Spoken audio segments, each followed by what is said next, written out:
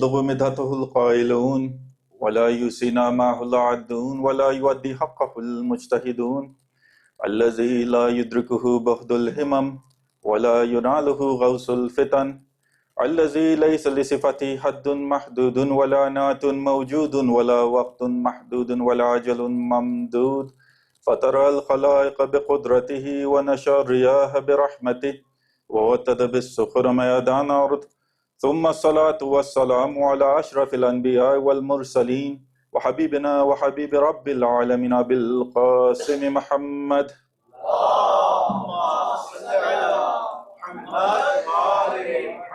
وعلى أهل بيت الطيبين الطاهرين واللعن على أعدائهم أجمعين من أول يوم ظلمهم إلى قيام يوم الدين أما بعد فقال الله سبحانه وتعالى في كتابه المبين وقوله الحق بسم الله الرحمن الرحيم إن هذا لهو بلاء مبين وفديناه بذبح عظيم وتركنا عليه في الآخرين سلام على إبراهيم صدق الله العلي العظيم. The first of our salawat in honor of Amir al-Mu'mineen and Sayyidat al-Nisa al-Alameen.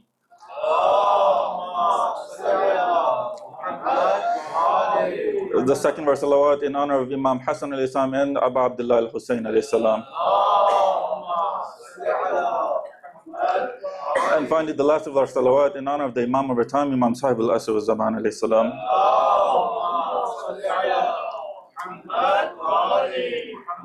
Dear brothers and sisters, Assalamu alaikum wa rahmatullahi wa barakatuh.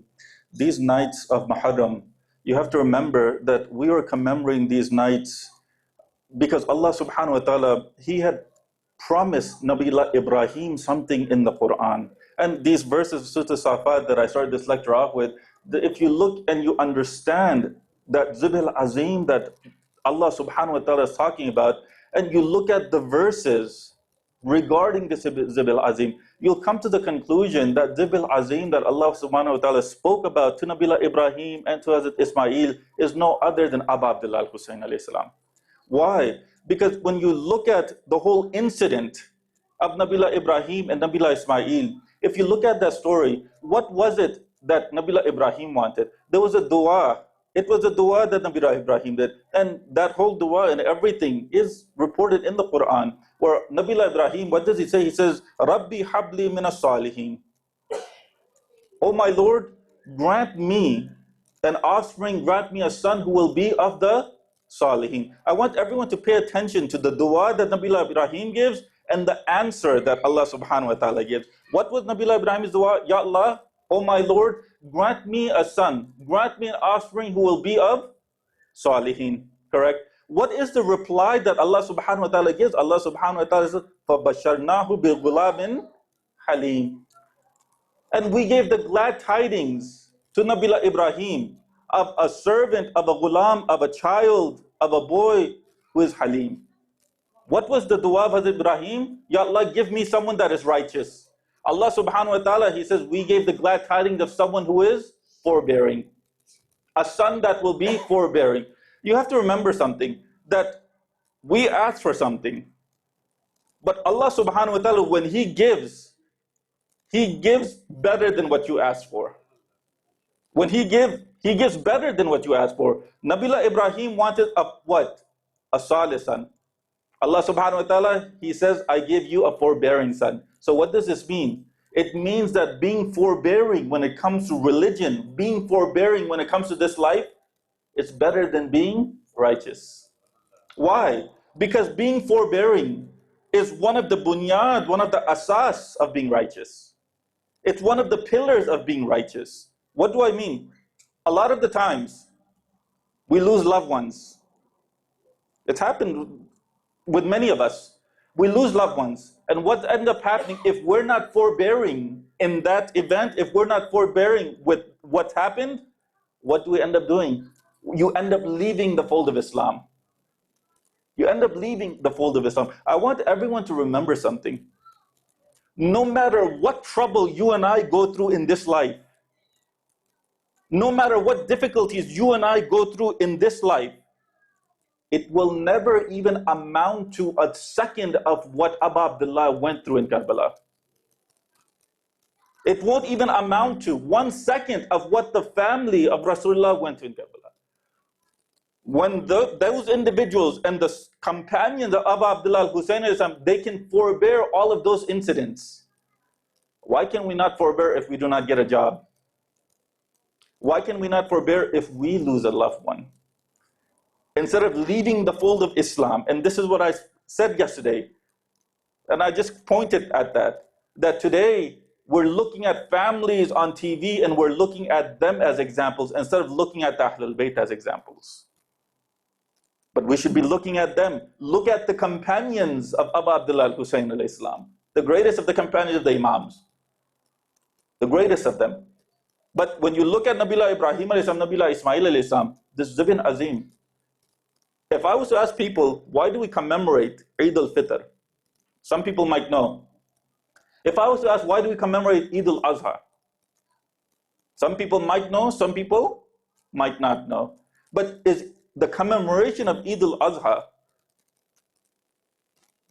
is that commemoration only and only that Allah subhanahu wa ta'ala wanted a sacrifice for himself? No. You have to remember the significance of that sacrifice. Did Allah subhanahu wa ta'ala truly want Nabiullah Ismail alayhi salam to be sacrificed? Or no? Was that a test for Nabiullah Ibrahim and Nabiullah Ismail? If it was a test, did they pass the test or did they not pass the test? If he truly wanted the blood of Nabiullah Ismail alayhi salam, then that tells you what? That tells you that Nabiullah Ibrahim, he did not pass the test. But no, Allah subhanahu wa ta'ala did not want it. Allah subhanahu wa ta'ala himself, he says what? In regards to Hajj and the slaughtering that happens in Hajj, it's not the meat or the blood that reaches Allah subhanahu wa ta'ala, but it's what? It's the taqwa of the individual that reaches Allah subhanahu wa ta'ala. It's the piety of the individual that reaches Allah subhanahu wa ta'ala. And this is what Nabiullah Ibrahim alayhi salam was showing. This is what Nabiullah Ismail alayhi salam, they were showing. This piety. You have a son who's ready to give up his life for the sake of Allah subhanahu wa ta'ala. You have a father who's willing to sacrifice his son for the sake of Allah subhanahu wa ta'ala. You have to understand that this sacrifice, when a family comes into this world, meaning there's a father, a mother, a child, when there's a family, a unit now, the parents, they're willing to sacrifice themselves for the child. They're willing to sacrifice themselves for the child. Here, there's someone greater than the child. Here, there's someone greater than the parents. The sacrifice is for the sake of Allah subhanahu wa ta'ala. So you see that Nabiullah Ibrahim alayhi salam, it wasn't just one time. The narrations, they say that it was 3 times Nabiullah Ibrahim alayhi salam, he saw the same dream. And then he comes to his son. Nabiullah Ismail alayhi salam, at that age, the narrations, they differ, 10 years old, 14 years old. But he was able to walk and he was able to help his father. He comes to him and he tells him, oh my son, for 3 nights now I've been seeing the same dream where I've been commanded to slaughter you. Nabiullah Ismail alayhi salam, this is the difference between prophets and you and I. There are so many people, they say what? The prophet is just like you and I. No, the prophets are not like you and I. The imams are not like you and I. They look like you and I, but they're completely different. Nabiullah Ismail alayhi salam, if a father was to tell his son today, you know, my son, I've been seeing for 3 nights now, I'm slaughtering you. What would the son say? Oh father, you've gone crazy. You've gone crazy. But Nabiullah Ismail alayhi salam, he knows who his father is. He knows he's a prophet of Allah subhanahu wa ta'ala. He says to him, what? Oh father dear, do what you have been commanded to do. He knows that even the dreams of prophets, they're commands of Allah subhanahu wa ta'ala. So Nabiullah Ismail, he says, oh father, do what you've been commanded to do. And the narrations, they state that Nabiullah Ibrahim, he set out with Nabiullah Ismail. To where? To Mina. What does Ibrahim do? The narrations, if you read, Hazrat Ismail, he tells his father, oh father, can you do me one favor? He goes, what is it? Can you make sure that you wrap your clothes around so there's no blood that spills on you? Why? Because I don't want my mother to see the blood on your clothes. I don't want my mother to see my blood that's on your clothes. Hazrat Ibrahim, he does that. You look at Hazrat Ibrahim alayhi salam. How is he slaughtering Nabila Ismail? You look at the narrations, he puts a bandana over his eyes. And then he tries to slaughter. But when the knife doesn't work, he throws that knife and it ends up piercing a rock. When it ends up piercing that rock, that's when Nabila Ibrahim, he gets astounded. He goes, you're this sharp that you can pierce a rock, but you can't pierce my son's throat? That's when a voice comes from that knife. It says, Khalil is saying to tell me one thing, to do one thing, but my Rabb is telling me to do something else. It didn't pierce. And in that moment, that's when Allah subhanahu wa ta'ala, He reveals these verses to Nabila Ibrahim alayhi salam, where He says what? That you have succeeded in your test. So it tells you that this was a test of Nabila Ibrahim alayhi salam. You've succeeded in this test. But we've left this bala, this calamity, we've left this for the akhirin. Who are these akhirin? When it comes to this zibh, when it comes to this sacrifice, Allah subhanahu wa ta'ala says what? It is zibh al-azim. It is a great sacrifice. When you ask the mufassirin of the Quran regarding these verses, especially the Amma, when you ask them what was that greatness, what is that greatness that Allah subhanahu wa ta'ala ransomed Nabila Ismail with, what will they say? They'll say that it's the ram that came in lieu of Hazrat Ismail alayhi salam. It's the ram that came, that ram was great. What made that ram so great? What made that ram so great? One of the answers you get is what? That because it was slaughtered, it became great. How does merely being slaughtered make that ram great? If that's the case, mashallah, millions of chickens get slaughtered every year. Are they all great? Goats, cows, they get slaughtered. Are they all great just because they've been slaughtered? No. What did they say? No, Allah subhanahu wa ta'ala sent that ram to be slaughtered. Because He sent that ram, and we have narrations too, that ram was sent from heaven. Allah subhanahu wa ta'ala sent that ram to be slaughtered for His cause. That's what made it great. That sacrifice, that ram being sacrificed, great. So let me get this straight. You have a prophet of Allah subhanahu wa ta'ala on one side, and you have a ram, a prophet sent by Allah subhanahu wa ta'ala on one side, a ram sent by Allah subhanahu wa ta'ala on the other side. How can the slaughtering of a ram be greater than the slaughtering of a prophet of Allah subhanahu wa ta'ala? How? That would mean that that ram was greater than a prophet of Allah. This is why it doesn't make sense. These interpretations do not make sense. When you look at the tafasir that we have, the interpretation, they say that zibh al-azim that Allah subhanahu wa ta'ala spoke for, the next verse tells you, when Allah subhanahu wa ta'ala says what? We left it for the akhirin. That zibh al-azim was Abu Abdullah al-Husayn alayhi salam. How? When you say that it is a great sacrifice, then it has to be great in its totality. In completeness. It has to be great in totality. If in Mina, a father was sacrificing one son for the sake of Allah subhanahu wa ta'ala, then in Karbala you have a father willing to sacrifice his whole family for the sake of Allah subhanahu wa ta'ala. If in Mina you have a father who puts a bandana over his eyes to sacrifice Ismail, you have a father who's looking at Ali al-Akbar get sacrificed for the sake of Allah subhanahu wa ta'ala. The mother in Mina, the narrations, they say that the mother in Mina, when she sees the marks on Nabila Ismail's neck, 3 days after that she passes away. 3 days after that she passes away. You look at the mothers in Karbala, the heads of their children were thrown at them, yet what did they constantly say? Shukr alhamdulillah. They didn't pass away. This is when you compare the incident of Nabila Ismail and you compare the incident of Karbala, you finally understand why Abu Abdullah al-Husayn is zibh al-azim. The age of the sacrifice in Mina, how old was he? 10, 14. You look at Karbala, what was the age of the youngest that was being sacrificed for Allah subhanahu wa ta'ala? 6 months old. 6 months old. When you look at the incidents, you see that there's no incident in the history of the world that can come close to Karbala. No incident. If there is an incident, this is the incident that Ahlul Bayt themselves have said, that after the events of Karbala, there's one incident that has hurt us the most. The Battle of Faq. That incident, that's it. And that is from the mouths of the Ahlul Bayt themselves.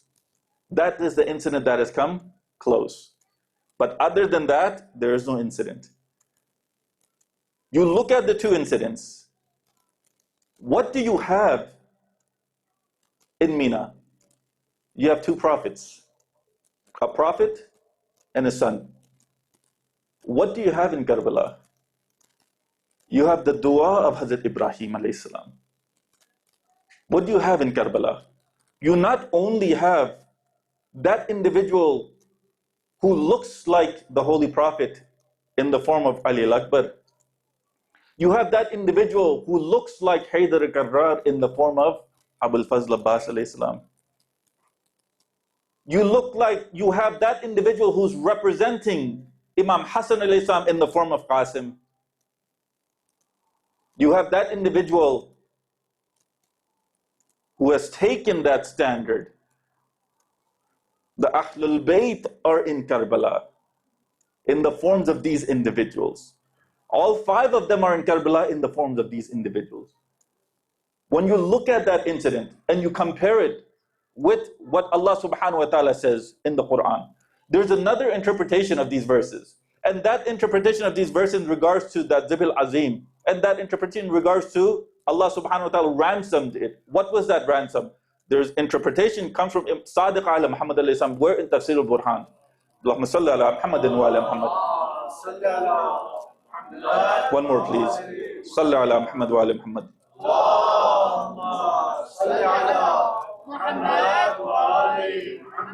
There's an interpretation from our sixth Imam who says that when it came to Hazrat Ibrahim alayhi salam and Hazrat Ismail alayhi salam, when Nabiullah Ibrahim wanted to slaughter Nabiullah Ismail alayhi salam, then Allah subhanahu wa ta'ala ordered him to sacrifice the ram that came.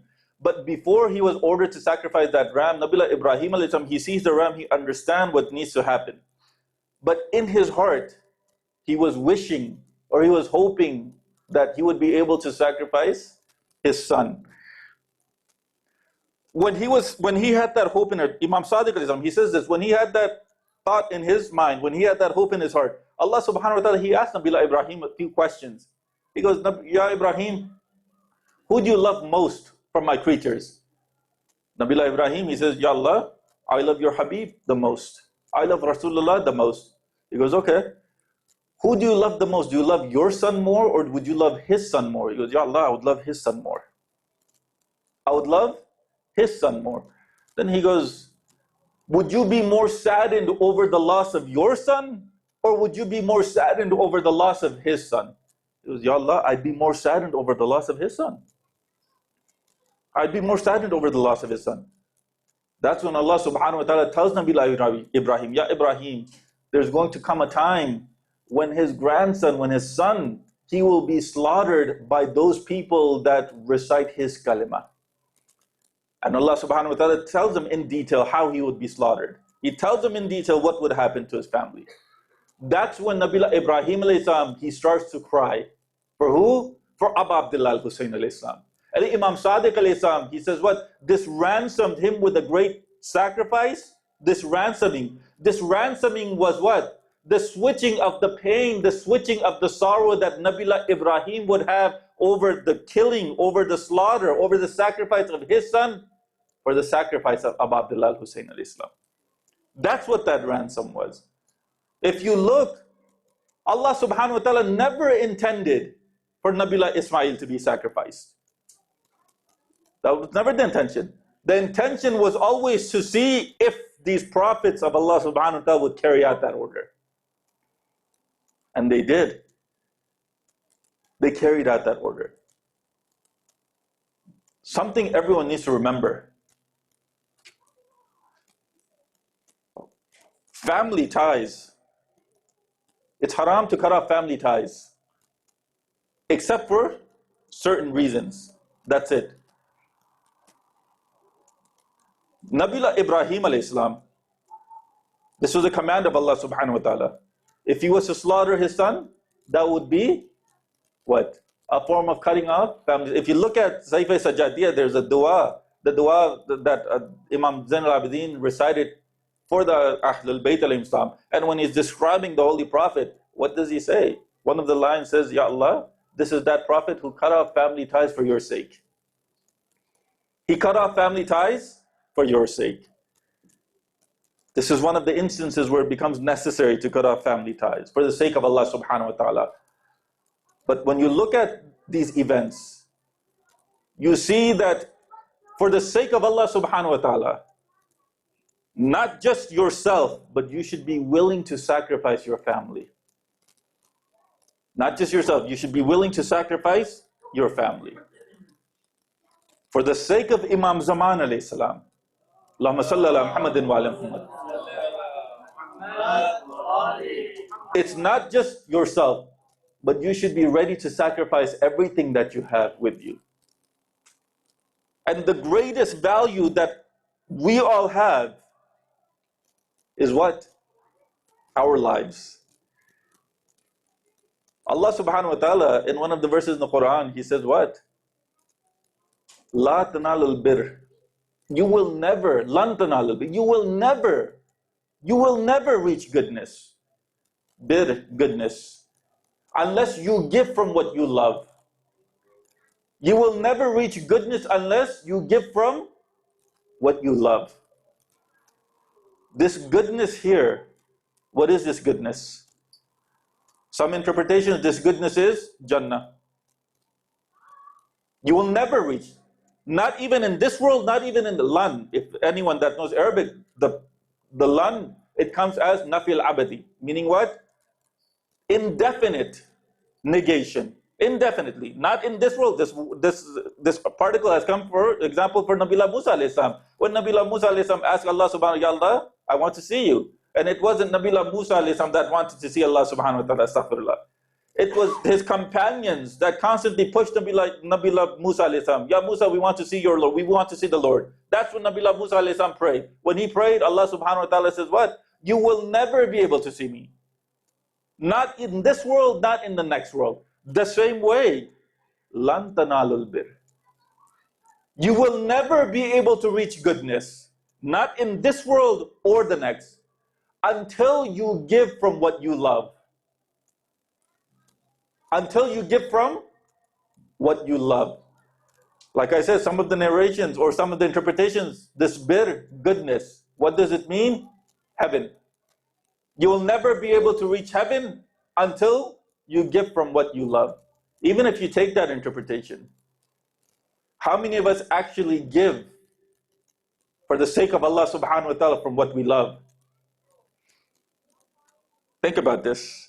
These are the times when you start bringing about change. Muharram is that month, yes, that you bring about change. But from that, you learn from Abu Abdullah al-Hussein alayhi salam how to start bringing about change. You will never reach goodness until you give from what you love. What is it that you love? All of us. There isn't one person in this room that say, I don't love money. To some degree, everyone would say that yes, they love money. Why? Because it's needed, correct? When it comes to spending for your own self, you'll take out credit. You'll go into debt. But when it comes for the sake of Allah subhanahu wa ta'ala, I don't have anything. When it comes to spending on yourself, you'll spend as if you have an infinite amount. But when it comes to helping another mu'min or mu'minah, you know what? I only have $1. I only have this much. When it comes to buying, you'll buy yourselves, we will buy ourselves newest clothes. We'll buy ourselves the best looking clothes. But when it comes to giving for the sake of Allah subhanahu wa ta'ala, we'll give what? The clothes that we've used for 10 years. We'll give what? The clothes that have holes in them. To who? The poor. This is where we're at. When a product stops, it becomes useless at home. A fridge stops working. A microwave starts working. Give it to the center. A computer has become old now. Give it to the center. Is this what Allah subhanahu wa ta'ala wanted? The fact that you and I are giving the most useless stuff for the sake of Allah subhanahu wa ta'ala. I want everyone to remember, if you do this, understand whose sunnat you're following. What do I mean? Nabila Adam alayhi salam, he had two sons, correct? When it came to giving for the sake of Allah subhanahu wa ta'ala, one of the sons, Habil, he gave the best that he had. The other son, Qabil, he gave the worst that he had. When you give the worst for the sake of Allah subhanahu wa ta'ala, whose footsteps are you following? Are you following the footsteps of Habil, or are you following the footsteps of Qabil? Think about that when you give. But you and I, the most valuable thing to you and I is life. Life. That verse, Lan tanalul birra, you will never reach goodness. Imam Muhammad Baqir alayhi salam, he says that this bir here is not heaven. He says this bir here is us Ahlul Bayt alayhim salam. Allahumma salli ala Muhammadin wa ala. What does this mean? You will never reach to us. You will never reach us until you give from what you love. You will never reach to us until you give from what you love. You see that in Karbala, what was it that they had? Was it money? No. The only thing of value to them was their life. That was it. And they even gave that for the sake of Allah subhanahu wa ta'ala. What are you and I willing to give for the sake of Allah? 1400 years ago, Amr bil Ma'ruf and Nahi al Munkar were wajib. 1400 years ago, it was told to us, this is haram. 1400 years ago, it was told to us that this is halal, this is jaiz. How many of us today are still committing the same haram that we were committing a year ago? If we are, then if we're not even able to give up one haram thing for the sake of Allah, then how are we able to give up our life for the sake of Allah when Imam Zaman appears? How will you and I be able to? What is it that is preventing us from getting closer to Allah subhanahu wa ta'ala? What is it? That's what you and I need to look deep within ourselves and find out. What is it that's preventing me from getting closer to Allah subhanahu wa ta'ala? Is it that I'm not praying on time? Then start praying on time. Is it that I've done qat'i rahim? Then do silay rahim. Is it that I'm playing video games, I'm watching TV more than I'm engaged with my religion? Then be engaged with your religion. If Allah, narration from Imam Raza alayhi salam, if Allah subhanahu wa ta'ala wants good for an individual, if Allah subhanahu wa ta'ala wants good for an individual, He increases him in his religious knowledge. Increases him in his religious knowledge. Meaning what?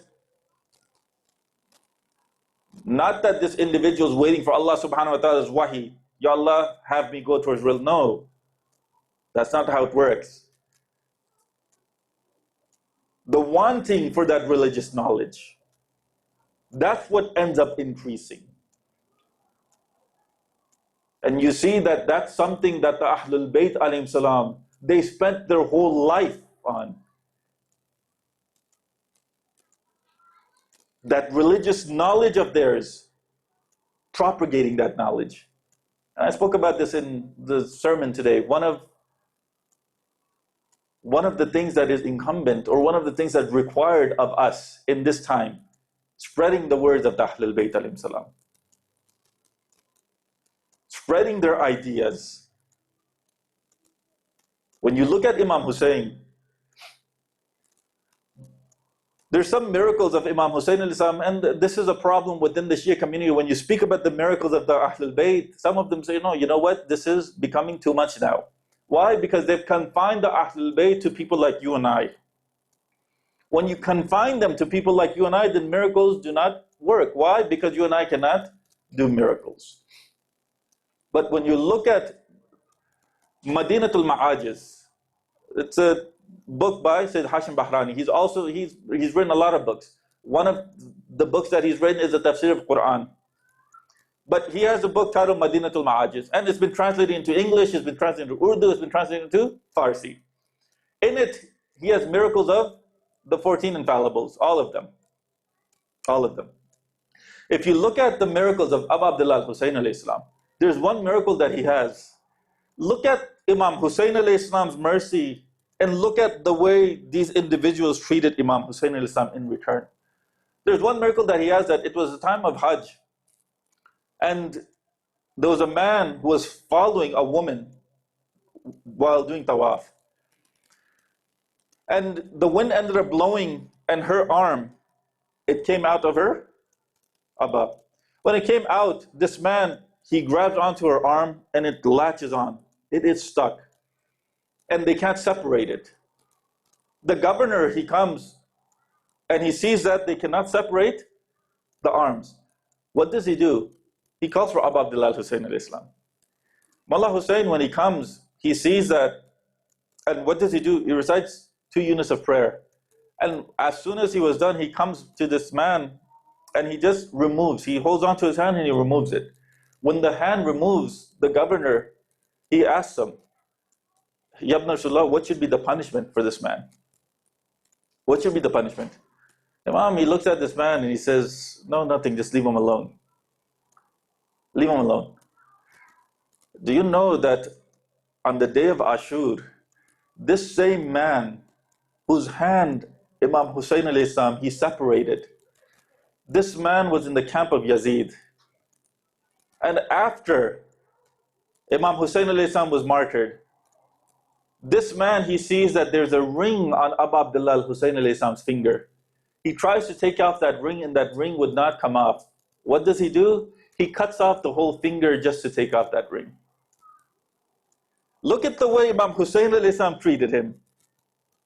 And look at the way Abu Abdullah al-Husayn alayhi salam was treated in return. Look at that. If you want another miracle, or you want to see another incident of the magnanimous or the magnanimity of Abu Abdullah al-Husayn alayhi salam, Marwan ibn Hakam, he's been captured.